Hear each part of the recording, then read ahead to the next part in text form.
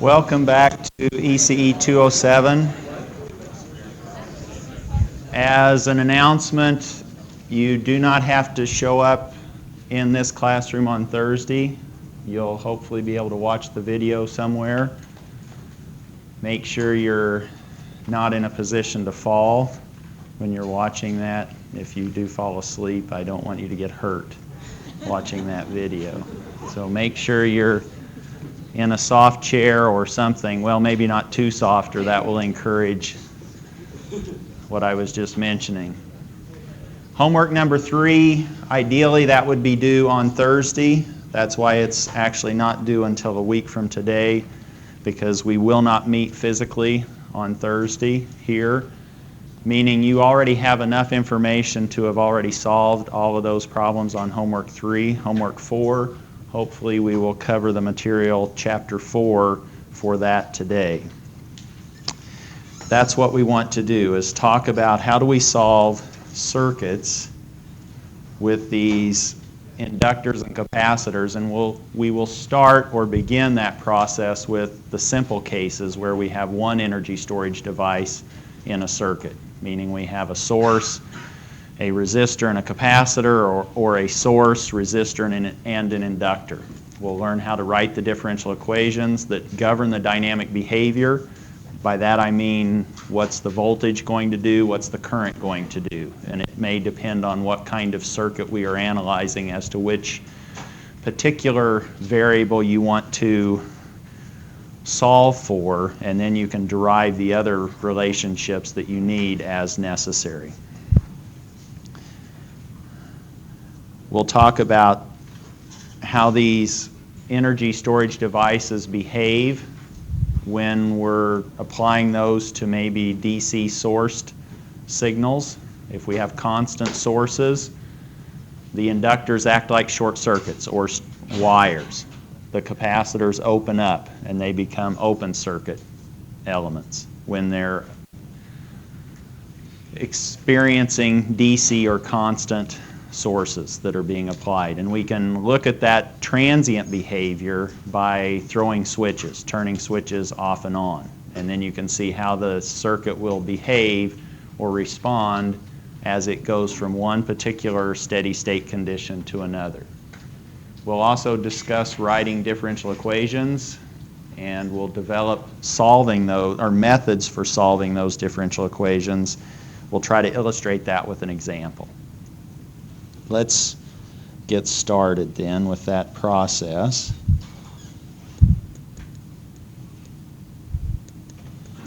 And before we get into all of these differential equations and writing those equations that govern the dynamic behavior, let's just start with this steady state analysis.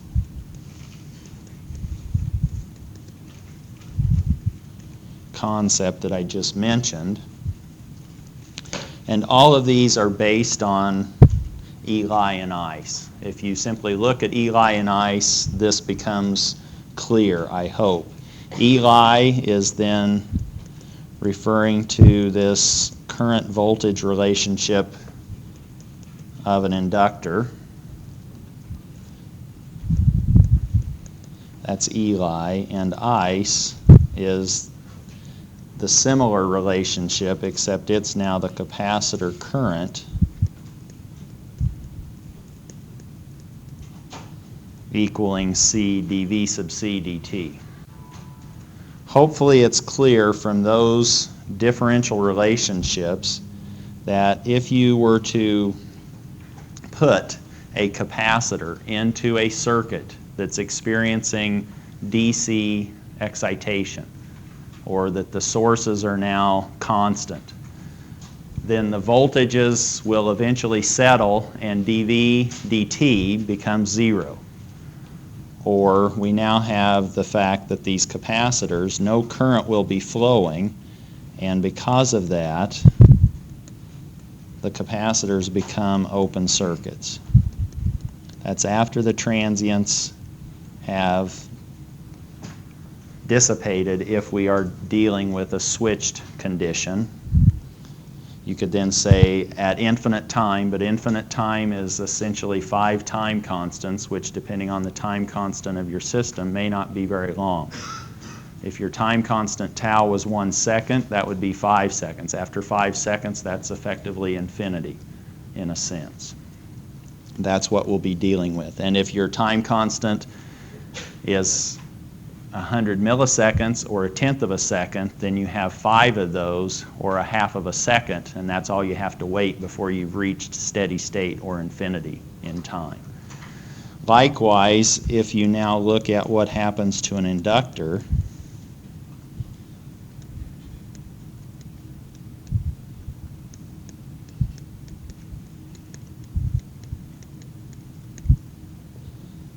if the current is constant, then di sub L dt becomes 0, and your voltage drop across that inductor becomes 0, or essentially you're replacing these inductors with straight or with bare wires. You now have a short circuit condition for your inductor. You'll need to be able to do that when you're looking at how these circuits may behave under DC conditions. That being said, now let's start with this process of obtaining governing differential equations. We've already done that actually, but we'll go through it now in a little bit more detail. But before we do that, let's look at a particular situation where maybe it's not obvious what we need to do.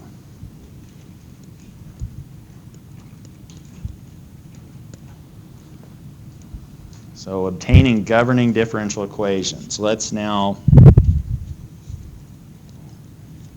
look at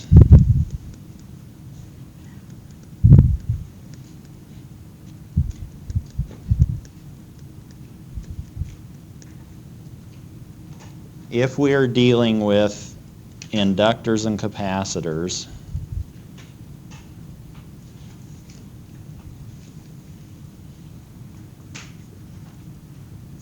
what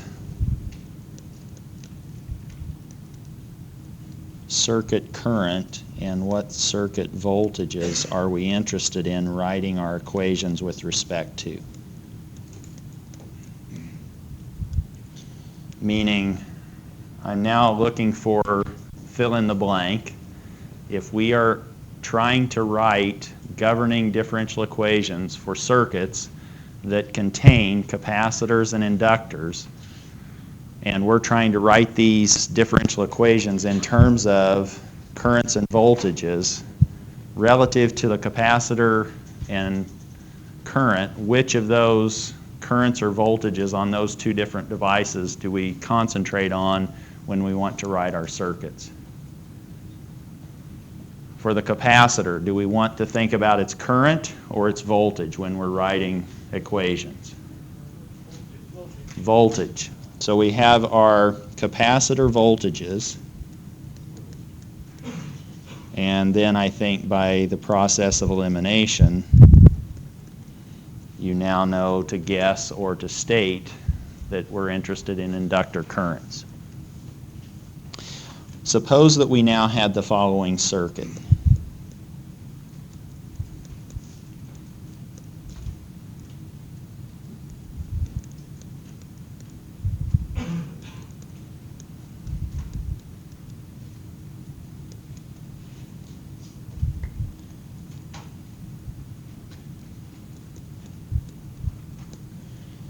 And maybe somebody is actually interested in this resistor voltage. Maybe that's the unknown quantity that they want to find an equation for.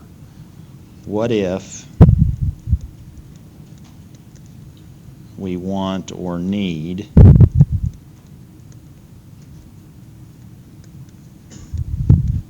V sub r of t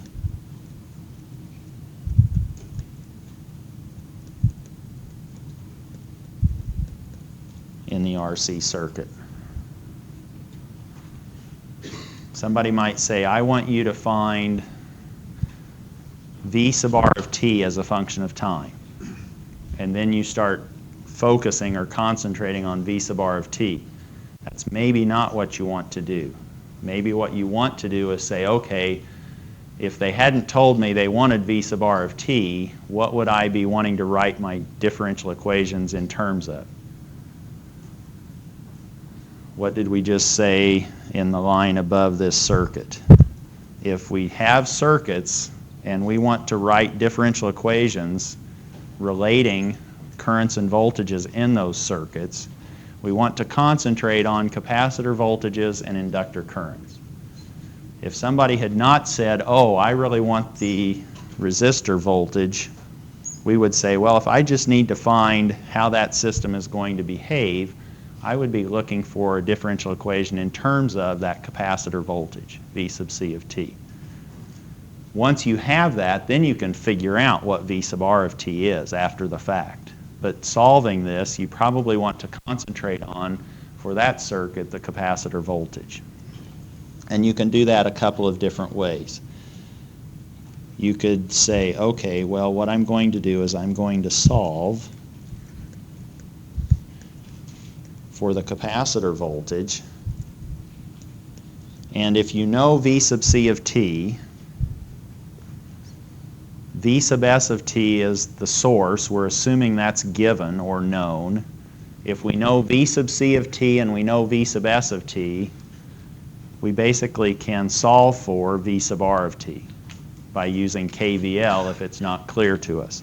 But we can solve for V sub c of t. That's maybe our differential equation is written in terms of V sub c of t. And then we can let this resistor voltage, V sub r of t, be the source voltage minus V sub c of t. If that's not clear, then I would just write a KVL around that mesh to convince yourself that V sub r of t is indeed V sub s minus V sub c. Or you could actually solve again for this capacitor voltage, V sub c of t.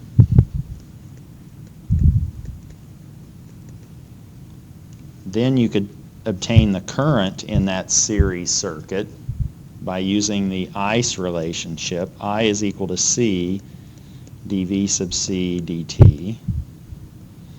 Once you have the current, now you can compute the voltage drop across that resistor. It's now V sub r of t is R I of t. Or if you wanted it written in one step, you could say, oh, V sub r of t is now R times C dV sub C dt.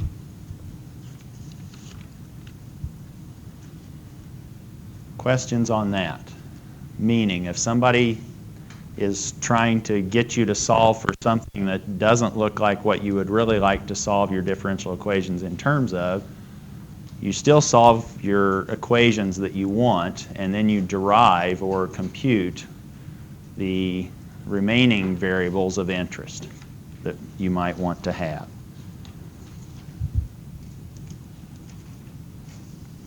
So now let's look at how we can actually solve, or solving,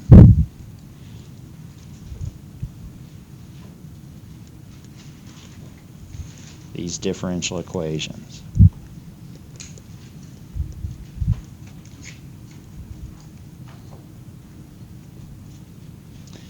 The process that we will use is actually we are going to find the total solution or the complete solution in two steps, or consisting of two pieces. The complete solution consists of two parts, and those two parts will be the complementary solution, or I may refer to it as the homogeneous solution because I'm wanting to make it clear that I do not want a source in my circuit when I find that piece of the solution or that part, and then the particular solution.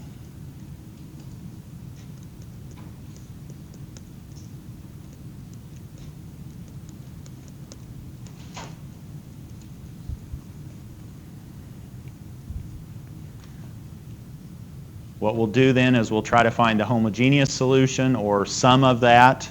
Then we will look for the particular solution structure and solve for as much of that as we can. Though we'll put them together and use the initial conditions to get the complete solution. That's the approach.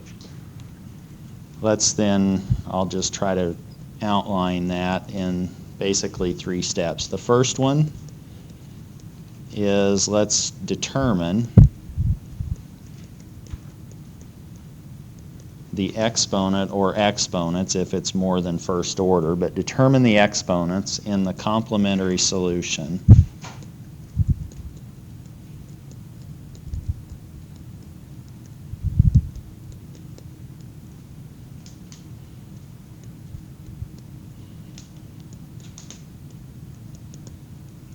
after assuming a particular or a given solution structure.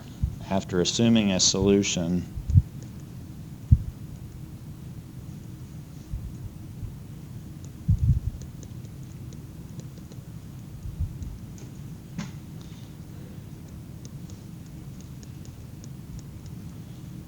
and the solution, I'll call it the homogeneous part of our solution. V sub h of t is now k. K is unknown, e to the st, and in this first step we're trying to find s. Both k and s are unknown. We'll find k later.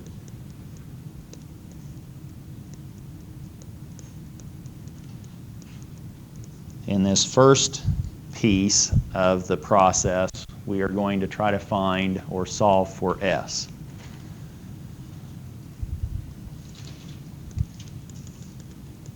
We're going to find the value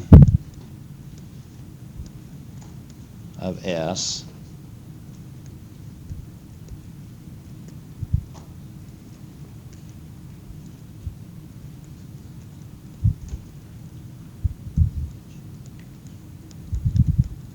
from the homogeneous equation. The homogeneous equation is the equation where we set our source terms to 0. And once we've done that, then we'll move on after we've found s. But we'll solve, or we're not going to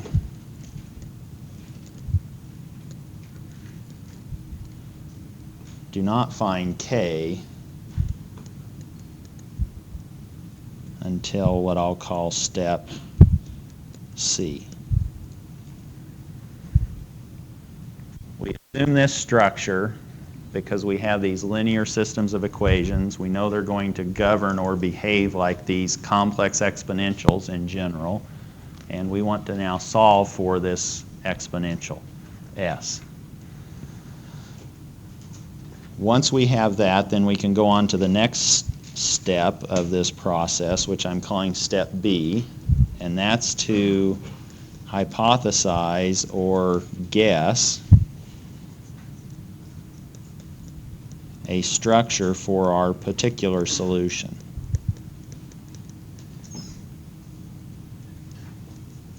But that guess isn't going to be too difficult.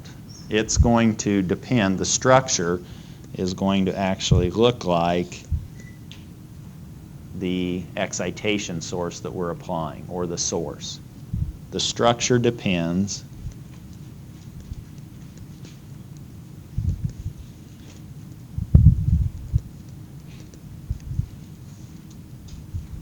on the forcing function, or the input. And again, we'll assume that this has some unknown coefficients in it, And in this step, we will actually solve for those unknown coefficients by applying it to the forced or the driven system of differential equation. So we're going to solve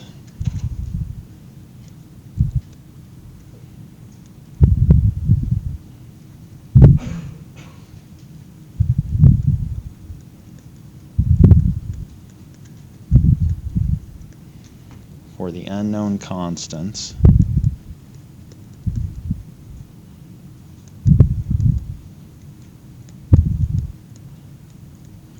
in the assumed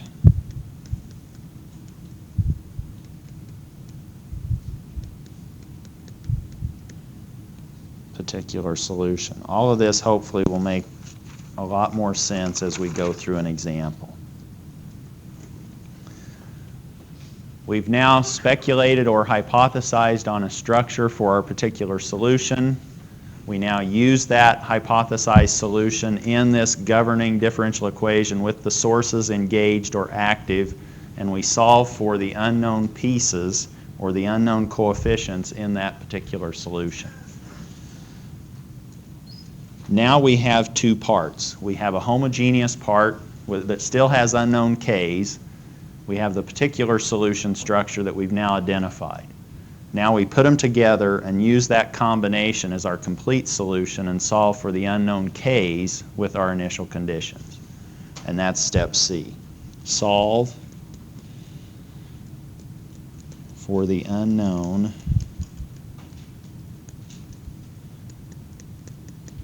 case of j's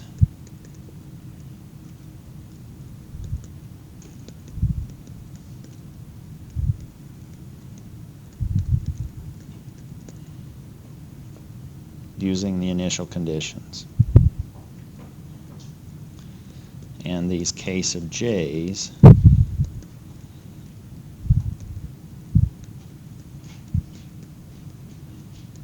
are the k's from our homogeneous solution that are now a part of this two-piece answer that's made up of the homogeneous piece and the particular solution piece. Let's look at an example of how we can apply this.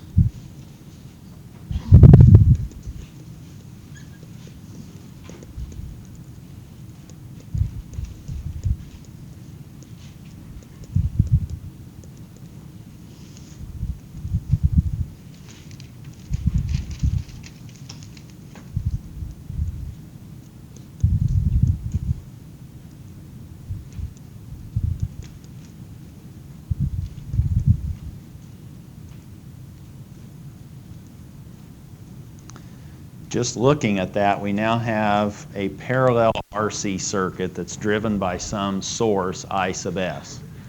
And you might be thinking, oh, I may want to write a KCL equation at that top node. If that C was another resistor, that would be what you would think to do based on what you've already learned in this class. Now that it's a capacitor, the same approach applies. It's just that it's governed by a slightly more complicated set of equations that relate currents and voltages. But we can identify some of the pieces. Here's I sub r. If we now are wanting to find this differential equation relationship, we told ourselves that we probably want to write that in terms of the capacitor voltage, and that voltage is the same as the resistor voltage, which is actually the same as the source voltage. The source is going to supply a current, I sub s, and that's going to be giving us or delivering that I sub s independent of whatever that V sub c needs to be. It will produce whatever it needs to give us what I sub s is saying we want it to be. We also have this current, I sub c. And let's say that our capacitor has a value of 1/10 farad. Our resistor, let's say, is 2 ohms. Let's say that that capacitor voltage initially is at 3 volts. And let's say that our source, now that we're applying, is actually a decaying exponential.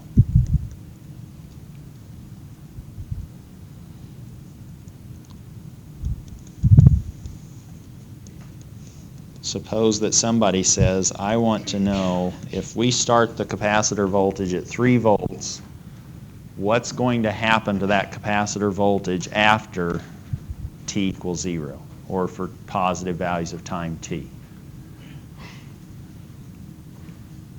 And what is the source that's being applied? What does that look like? Do you see that source, a mental picture of what that source current looks like? I sub s of t. Is it going to power that system all the time? Or are you wanting to do this in midair to show me what it is? That's a decaying exponential, isn't it? What's the time constant on that source current? Or what's the value of t that causes that exponential to be 1? The exponential part to be 1. So I'm now looking at 4 tau equal 1, where tau is now my time constant. Tau is 1/4. My time constant now is 1/4 of a second, if those are our time units. That means after 5 of those, after a second and a quarter, we've basically stopped applying an input to this system. You said to make the exponent 1, but wouldn't it have to be negative 1/4? So now what we're wanting, the question was, I said to make the exponent 1. What I'm looking for in terms of a time constant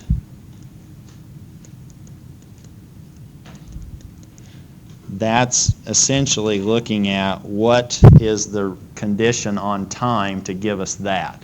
When do we get to a value of e to the minus 1, so to speak? So if this is what we want to happen, that's saying that this piece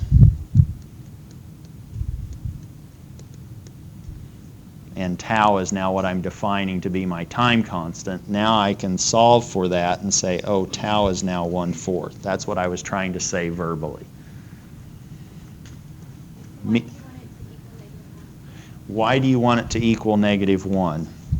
That's the definition of a time constant, is essentially when does this particular signal decay down to a value of e to the minus 1. What is this time? And in this particular problem, that for our source, this is now the source. This isn't the time constant of our system. This is basically sort of the speed or the behavior or shape of our forcing function. So maybe I shouldn't even be speaking of time constant. That may confuse you. That's not the time constant of this circuit. Yes, so that then that's what the circuit is going to have its own time constant. I was just trying to give us an idea for what the source being applied to the circuit was doing. It's basically exponential. The natural response of this system or this circuit is also going to be an exponential, and it will have its own time constant. So we have two things going on that sort of are going to be decaying exponentially. The first one that I was talking about is the source expression. I'm giving you more information maybe than what I should be at the present time. Here's time, and there's I sub s of t. And this was what I was calling the time constant of the source. And when this particular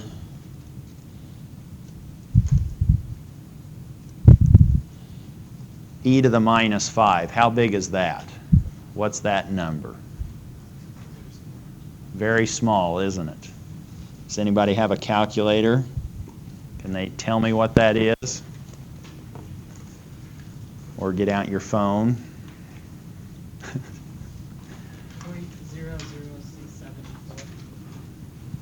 0.00674.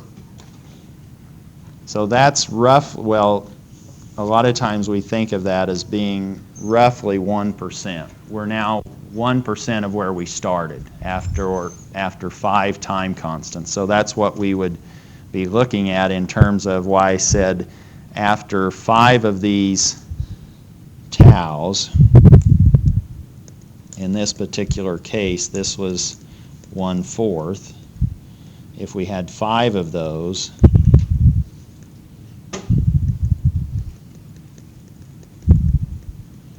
our source is basically stopped applying any excitation to our circuit after 1.25 seconds. Is that just so we don't have to That's just to give you a feel for what's going on. The question was, is that so we don't have to integrate? I'm not really worrying too much about integrating. I'm just trying to give you a feel for what this source looks like that we're exciting our circuit with. Let's now look at solving this particular circuit. Went into quite a bit of information just on the source. If we look at this, there's our node of interest, and that node now has a voltage of V sub C, and we can write KCL at that particular node. Coming into that node is the source current I sub S. Leaving that node is the resistor current I sub R and the capacitor current I sub C. Let's just write that relationship down then based on KCL. Using KCL, we have the sum of the currents in equal the sum of the currents out.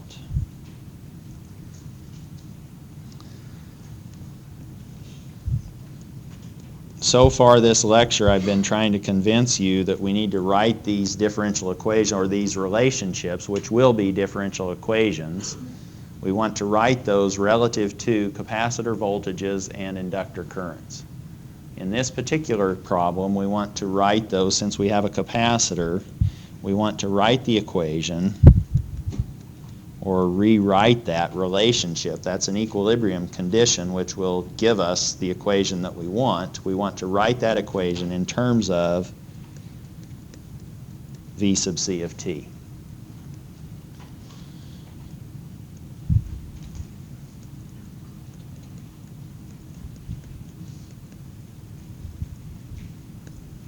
Where that V sub C of t is our capacitor voltage. If we do that, how do we write or express I sub R of t in terms of that capacitor voltage? That's just the voltage dropped across that resistor divided by the resistor's value. And the voltage dropped across that resistor is the same as the voltage across the capacitor, which is V sub C divided by R.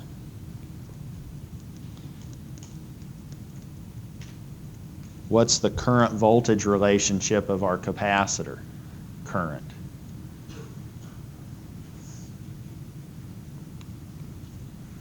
That's ICE, so that's I sub C is equal to C dV sub C dt.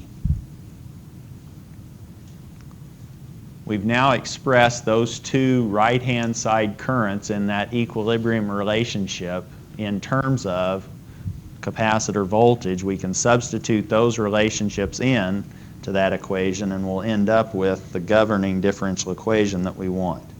We now can find that we have I sub S of t, that's the source, that's what we're told, and that was that exponential, e to the minus 4t, but that's equal to I sub R of t, which is V sub C of t over R, plus C times dV sub C of t dt.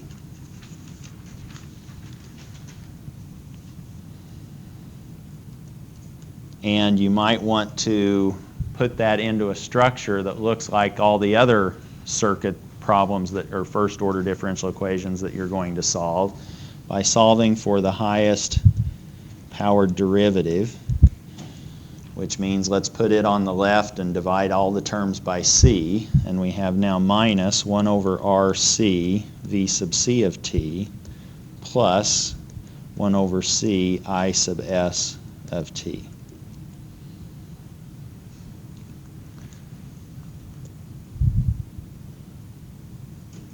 This is now our differential equation that relates the source current, I sub s of t, to the unknown quantity that we're trying to solve for, which is our capacitor voltage, V sub c of t.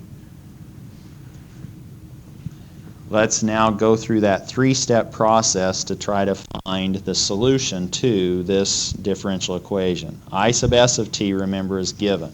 But the first thing that we want to do is actually forget it and just look at the homogeneous equation, which sets I sub s equal to 0. With the homogeneous solution, we assume this exponential structure for our capacitor voltage, which we are going to label V sub h of t for the homogeneous part of that capacitor voltage.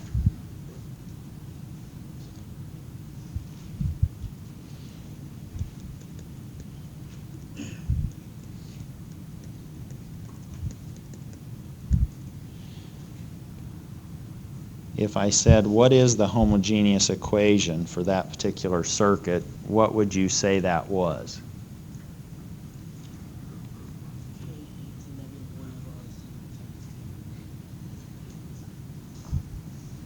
Did everyone hear that and process it? We're setting, to get the homogeneous equation, what we do is we set the source to 0.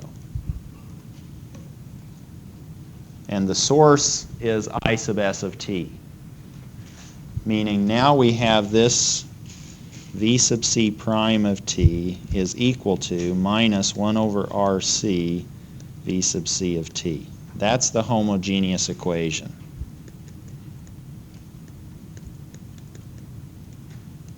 Found by setting the source equal to 0, and the source in this case is I sub s of t. We now have assumed a particular structure for that homogeneous solution, and the structure is k e to the st. We're going to use that structure to try to find that exponential, the s, the unknown s. We'll leave the k alone for now. But our structure now is right here, and let's now put that, substitute that expression for V sub h in everywhere we see a V sub c. If we differentiate this with respect to time, that's what will go here. What does that create? If I differentiate k e to the st with respect to time, the k is a constant. That's not going to matter. The s pops out front, and we have that. Correct? Ks e to the st. Then we have minus 1 over RC. That's a constant. And then we simply copy down the structure that we've assumed. K e to the st. We're now trying to find a value for s, the unknown exponent in that assumed structure for our homogeneous solution. To do that, we actually want a non-trivial answer.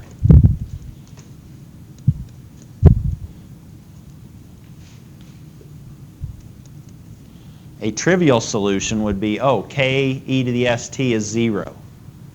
If I set k equal to 0, that's going to solve that differential equation. 0 is equal to 0, right? It's not going to give us much. So we want a non-trivial solution, meaning we want this k e to the st, we would like for that to not equal 0. That's our non-trivial solution. If we keep that, or if we say that case is true, then that's like some number, and we can divide it out of both the right-hand side and the left-hand side. If it's not equal to 0, we can divide by it.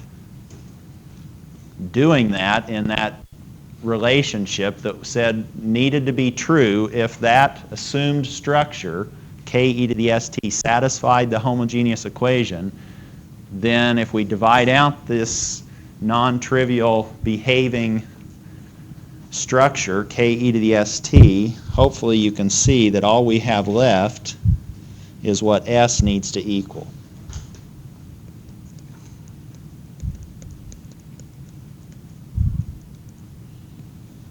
S is now equal to minus 1 over RC, which if we go back to the numbers that we had used,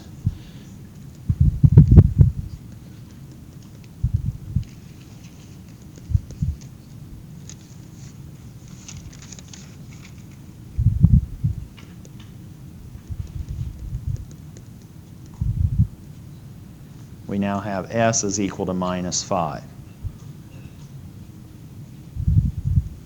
And that allows us to define part of this homogeneous solution. That's now K. We don't want to find K yet, but we now have found the S. This is now the structure of our homogeneous solution.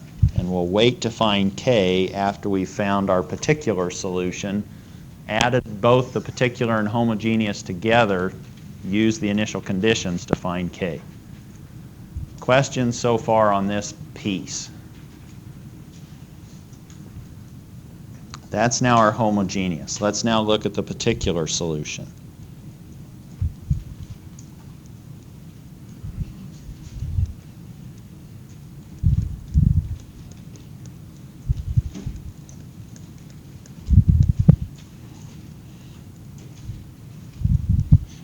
Our source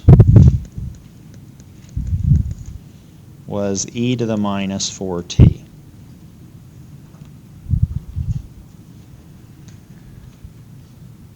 Typically, we pick our particular solution to have the same structure as what we're forcing our system with in our source, or with our source. We have to be careful, though, that that source does not have the same structure as our homogeneous solution. If it does, then we have to do something a little different. But in this case, we're comparing the following structures. Here's our source structure, and here is our homogeneous structure. Are those or are they not equal? Those aren't equal, are they? Which allows us now to write down the structure for our particular solution. So in this case, what we're saying is the structure of this forcing function, the forcing function being e to the minus 4t, the structure of the forcing function and the homogeneous solution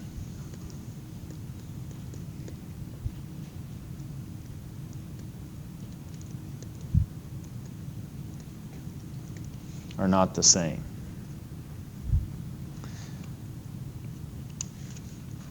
Because of that, we can now pick our particular solution structure. Question? They are the same. What if they are the same? I'll do that in just a minute. So the question was, what if they are the same if it happened that the natural behavior of our circuit, which is governed by this e to the minus 5t, if that was actually being excited by a source that had that same natural behavior? We'll talk about that in just a minute. But for now, since they are not equal, we'll say, you know what, let's use this for our particular solution structure and now try to find A by plugging that into the differential equation, the force differential equation, and solving for A. But somebody's wanting to know what happens if they are equal. So let's do that. Let's take a little side trip. Here's an aside. If I sub s of t was I sub s of t equal to alpha e to the minus 5t. Instead of being e to the minus 4t. Let's say that now somebody's trying to get cute and they say, oh, actually I want to excite your circuit with an exponent that has a decay that looks like e to the minus 5t. You start stepping through this solution and you go, wait a minute, my homogeneous solution has that same exponent, e to the minus 5t. That's when the alarm bells should be starting to go off. That says, oh, I have to do something a little bit different for my particular solution structure. You need to make it independent of the structure that is now the homogeneous solution structure. You can't have those two the same in terms of the same kind of solution. This is something with the theorem of the sum of two linearly independent solutions is itself the solution or something like that for differential equations. Great. So now the question was, is the sum of these independent solutions, is it itself a solution to the differential equation? And that's basically what we're trying to do. We're trying to find two independent solutions to this differential equation. And we're going to then put those together. One is the homogeneous piece, the other is the particular piece. Now we basically have a complete solution, and we want to solve for the unknowns in that complete solution. To do that, then what we're saying is if the source was actually the same structure as the homogeneous, then the structure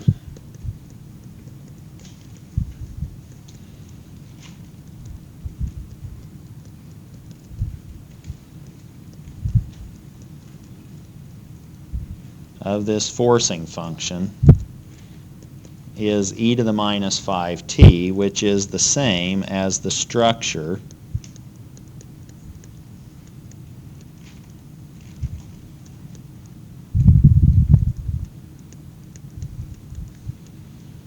of the homogeneous piece, which was e to the minus 5t. If you find yourself in this position, then you need to create a slightly different or a modified structure for your particular solution guess. We're hypothesizing a structure for the particular solution. So if this source is actually moving or behaving just like the natural response of your circuit, then what you want to do for your particular solution is make it linearly independent. Then one would need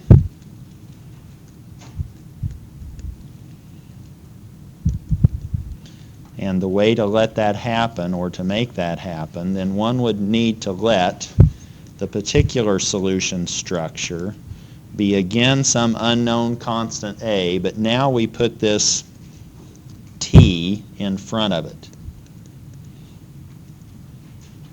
And that now is linearly independent from the a e to the minus 5t that we would have naturally wanted to assume for our particular solution, until we found that it had the same structure as our homogeneous solution. The next question is, oh, what if you had not only an e to the minus 5t, but a t to the minus 5t? You would then use a t squared, and you just keep going to try to increment those up with respect to getting linearly independent equation. This is the piece that makes the assumed structure for v sub p of t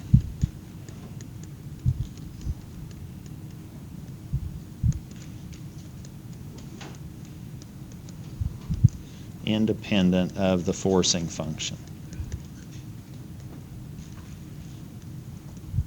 And the reason why we needed it to be independent of the forcing function is because the forcing function was exactly the same structure as our homogeneous solution. That's our aside. That was our side trip that we were taking. We don't have to do that in this particular example.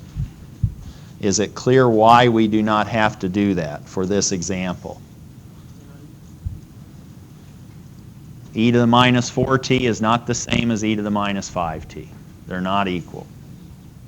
So now let's move on. Now that we've taken this side jaunt, let's now find a in our originally assumed structure for our particular solution. Let's find a by putting v sub p of t equaling a e to the minus, whoops, I'm wanting to go back, aren't I? This needs to have the same structure as our source, which had the exponential piece, e to the minus 4t. We now want to find that unknown coefficient a in this particular solution. Find a by putting v sub p of t with that structure into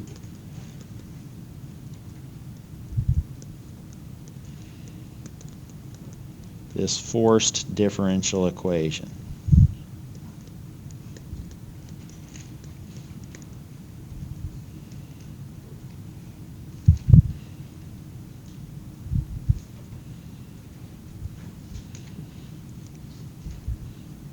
We now have this forced equation being v sub c prime equaling minus 5. That was 1 over rc. 1 over rc was 5.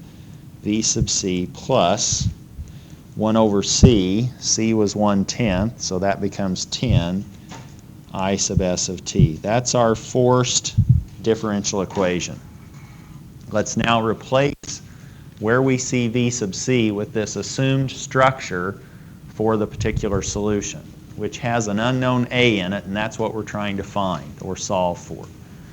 If we differentiate this, that v sub p of t, once that minus 4 comes down.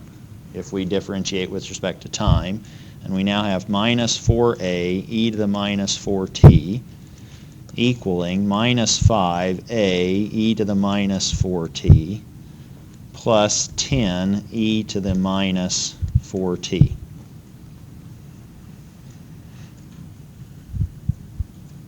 Questions on where that came from? I sub s, isn't one of them supposed to be e to the negative 5t? Where did e to the minus 5t go? I think is the question, right? Yeah. We are now looking at this forced governing differential equation. This differential equation is what has to happen for the circuit that we're analyzing. We've derived that, and we've replaced the r and the c with their numerical values, which gives us a v sub c prime equaling minus 5v sub c plus 10 I sub s. Right now, all we're doing is we're concentrating on one part of the total solution, or one part of the complete solution, and that one part is the particular solution. The particular solution, we said, oh, let's assume that it has a structure that's the same as our forcing function structure, which is e to the minus 4t. I sub s is actually just e to the minus 4t. We plug that in. Everywhere else, for v sub c, we don't plug in the complete solution yet. We just replace v sub c with the particular solution structure that we assumed. And that only has the 4t in it, e to the minus 4t. Meaning, right now we don't have an e to the minus 5t term. That's on the other part of our paper. That's only resulting from the homogeneous part of the solution. And that will come into place when we find the complete solution or the total solution. Any other questions?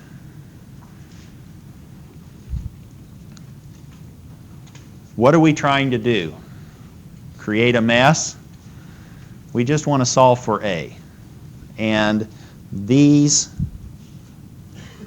can go away or be canceled. That's the same piece. We can get rid of those. If we add 5a to both sides, we end up with a on the left and just 10 on the right. Or we've now solved for a. And we now have the second piece of the puzzle. Now we know what the particular solution structure is going to look like, and we actually know what it is with respect to its coefficient. It's 10e to the minus 4t. Now we add those two pieces together. We're not quite done because our homogeneous solution still had an unknown coefficient in it. But our complete solution, we now know what it looks like structurally. The complete solution now is going to be for our capacitor voltage made up of the homogeneous piece and the particular piece or part. If we put those together, we now know that we have k e to the minus 5t. There's that 5t that we were looking for before. And we now have our particular piece, which is 10e to the minus 4t. What we're trying to do now is find k. How do we find k? We use the initial conditions that we were given to find k. Now we have an expression for our capacitor voltage that's supposed to be true for all time.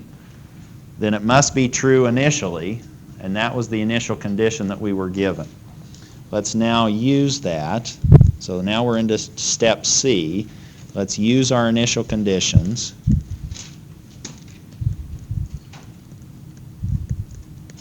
To find k. In this particular case, we said that the capacitor voltage at time 0 was 3. And now we plug in 0 to the right-hand side everywhere. We now have k e to the minus 5 times 0 plus 10 e to the minus 4 times 0.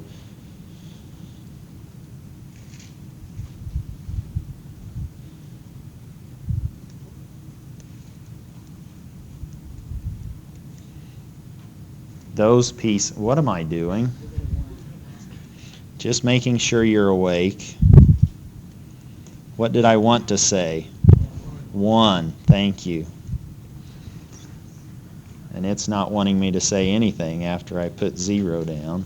It's trying to make you see that I made a mistake as long as possible.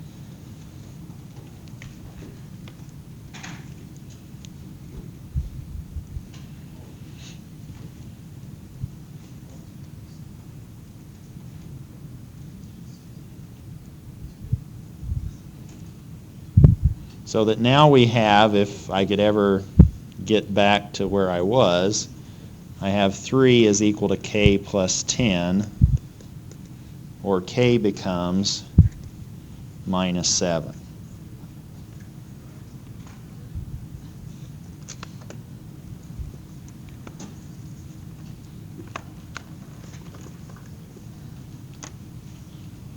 Is that clear?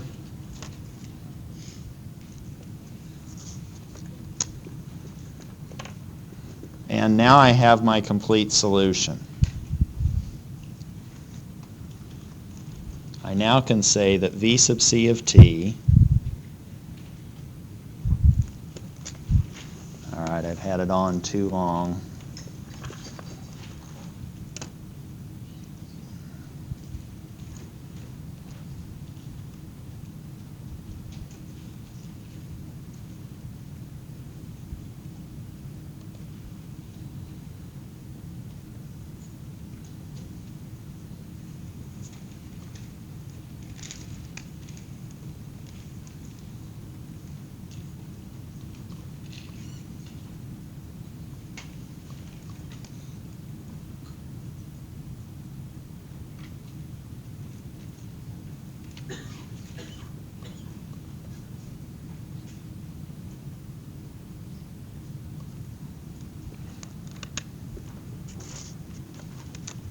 And I'm going to try to write down the answer, if it will allow me to do that. I now have V sub c of t is equal to my particular piece, which was 10 e to the minus 4t, minus 7e to the minus 5t for t greater than or equal to 0. That's my complete solution or total solution. Is it clear, or do you have a picture of what that looks like? Now you pull out your calculator and you graph it. I have two pieces. Here's v sub c of t. One piece is starting at 10, and the other piece is starting at minus 7. And they have slightly different decay rates. The 10, which one decays faster? The 7 piece, or the minus 7 piece, or the 10 piece? The minus 7 piece, because it has a larger negative exponent. It's not decaying much faster, and I'm sure you won't be able to see it in my sketch. But there's the decay of the minus 7 piece. Here's the decay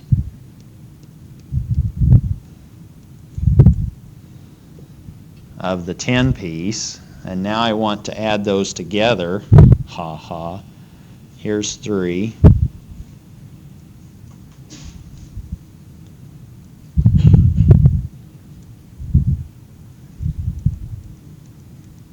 And that's now my capacitor voltage as a function of time. Questions on that? How did you just add them together? Pardon? How did you just add them like that? How did I just add them like that? Oh, I just did it graphically. But what am I doing? If I were to do it accurately, I would point for point need to be adding up those two exponential curves. Obviously, I didn't do that. I simply sketched them, but I'm just trying to get a quick feel of what's happening. And I know, where do they start? What's my initial value for my capacitor voltage? 3. And that makes sense. That seems to check. Where is it going to go? Where is it going to end up? If I look at this equation for large values of time, what's going to happen? It's going to decay, isn't it? It's going to go away, both of those pieces. And the 10 piece, the 7 piece, they're both going to approach 0, and their sum, obviously, or their difference is going to approach 0. That's why I just quickly sketched the response that I sketched. Other questions on that? Let's now look at what we could do with a circuit that might involve some switching behavior and be excited by DC sources. For example, suppose we wanted to look at the following.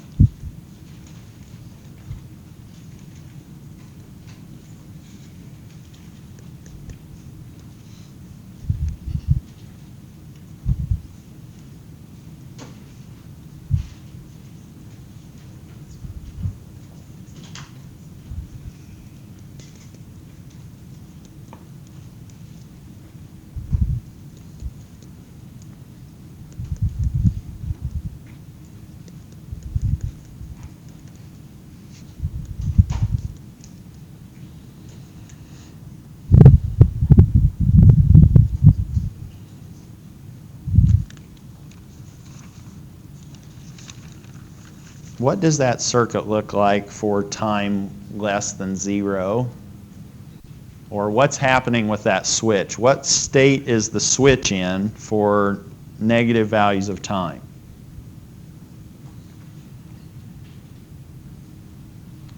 My schematic is supposed to say that at time t equals 0, I'm going to open that switch, which means before time 0, or for negative time, that switch should be closed. If that switch is closed, what does my circuit look like? Now I want to resketch this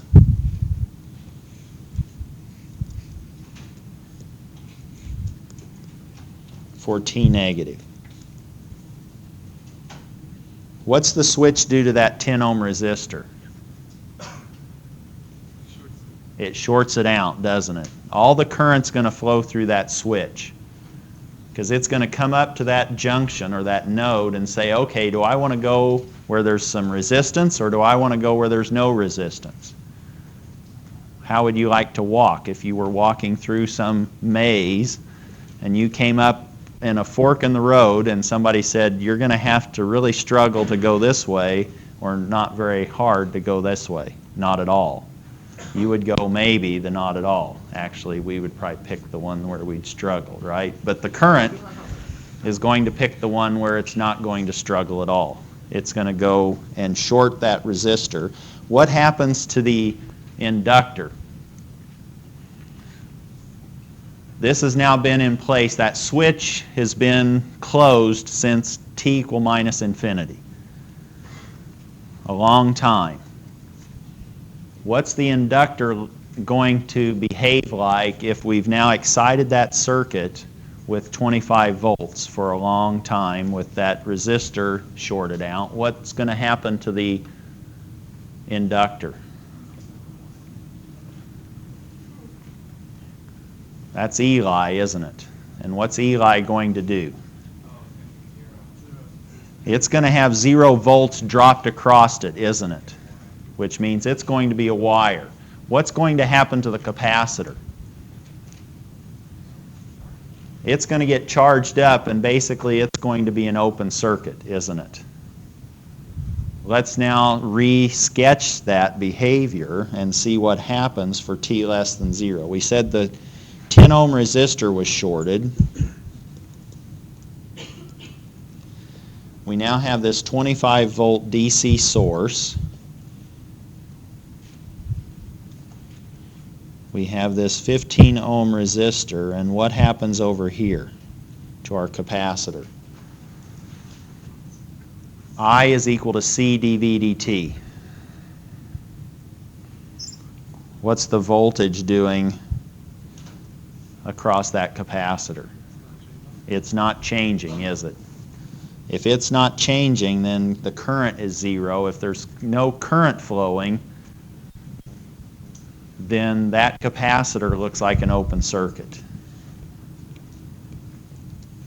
And we could say, oh, right at time 0, this is what the capacitor voltage is going to be. It's actually going to be the voltage dropped across that 15 ohm resistor. And I'm hoping, and what is the inductor current at time 0? It's the current flowing through that inductor, which is I sub L at 0.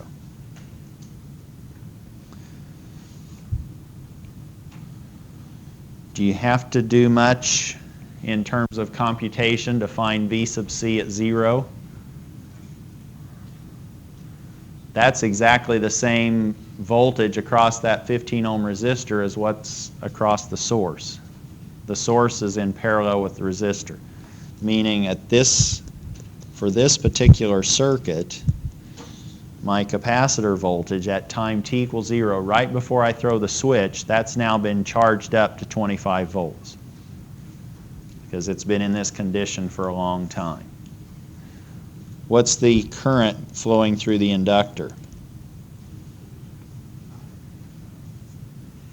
I sub L, right?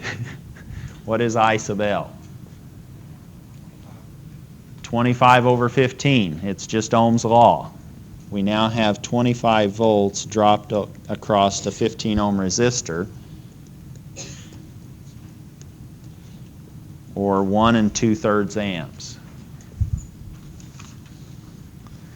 That's what happens right when we throw the switch. What if somebody says, okay, what's going to happen after a long time, after the switch has been open for a long time? If we go back to that schematic,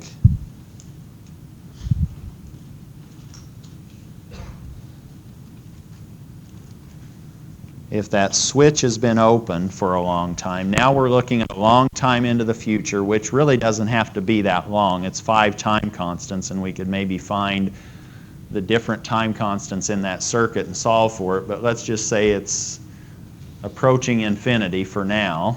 that it's been open, what's that circuit going to look like now? How has it changed? Has it changed? All we've done now is at this other extreme condition for a large value of time is that 10 ohm resistor is now in play. The inductor now is shorted out again, and the capacitor is charged up to be the voltage dropped across that 15 ohm resistor. And it's also opened up, and so it's now an open circuit. Meaning if we now re-sketch that for, let's say, t much bigger than 0, we have the following schematic. We have the 10 ohm resistor, the 15 ohm resistor,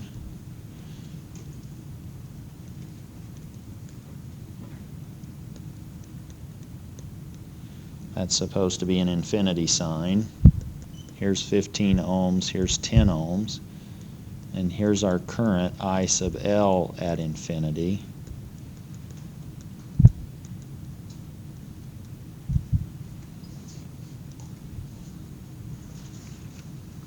And we're now going to look at what happens eventually after we've opened the switch. We'll now be able to say what's going to happen to our inductor current and capacitor voltage. What's V sub C at infinity? Based on your exam 1 knowledge, how would you solve that?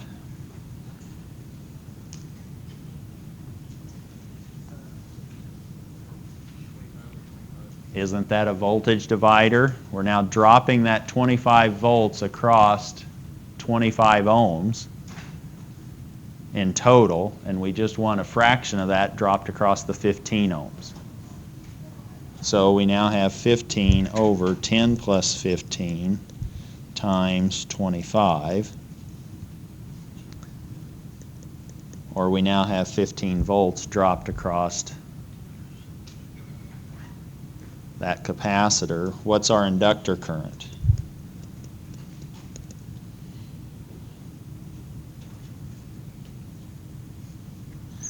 We know the total resistance in that circuit, don't we? Whoops.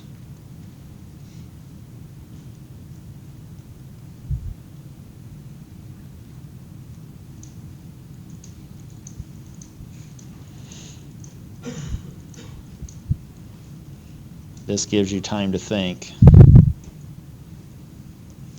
That's our total resistance. Our voltage that's dropped across that is 25. We now have 1 amp flowing in our equation or in our circuit. Questions on that? Can you go over how you found the voltage VC? How did I find V sub C at infinity? Well, the other way that I could do it, if you're not feeling comfortable with this was a voltage divider. If I didn't like that, I could actually now write a KVL. I could say, oh, what if I wanted to write a KVL? A KVL, and I have your exams graded if you don't want to get in too big of a rush, but it's now minus 25 plus 10 times I sub L plus 15 times I sub L in infinity equaling 0. We can now solve that for I sub L of infinity, and we have 25 over that. Now if we wanted V sub C of infinity, that's just going to be 15 times I sub L of infinity, which is really another, if we just combine these slightly differently, there's now our voltage divider formula again, just derived or re-derived to find the answer that we wanted. And that should be the 15 volts that we had found immediately using the voltage divider expression. Questions on that?